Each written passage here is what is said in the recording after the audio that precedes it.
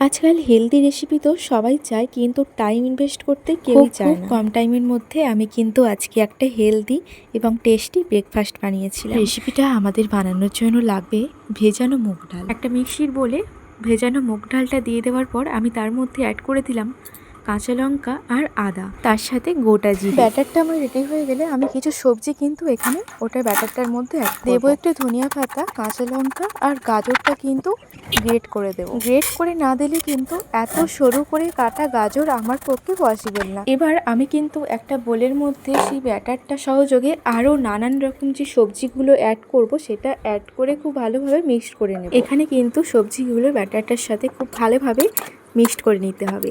এতক্ষণ পর্যন্ত দেখে আশা করি বুঝে গেছেন আমি কি বানাচ্ছি। আজকে কিন্তু এই রেসিপিটা আমি খুব অল্প তেল দিয়ে বানাবো। খুবই অল্প পরিমাণ মতো তেল আমি এখানে অ্যাড করে প্যানটা গরম হয়ে যাওয়ার পর আমি সেই ব্যাটারটাই এর মধ্যে দিয়ে দেওয়ার পর আমি একটা চামচের সাহায্যে এটাকে গোলাকৃতি টাইপের বানিয়ে নিয়েছি, এই রুটির আকারে একরকম। এটা যদি আমরা ঢাকা দিয়ে বানাই তাহলে কিন্তু এটা খুব সুন্দরভাবে ভেতর থেকে তৈরি হয়ে যায়। এই ওল্টানো ব্যাপারটা কিন্তু খুব চ্যালেঞ্জিং, কিন্তু দেখলাম খুব সহজেই উঠে গেছে। ব্যাস আর কি, 5 মিনিটের মধ্যে রেডি হয়ে গেল আমাদের সুন্দর ব্রেকফাস্ট। যারা আমার মতো ডায়েট করছেন তারা কিন্তু এই রেসিপিটা একবার ফলো করে দেখতে পারেন।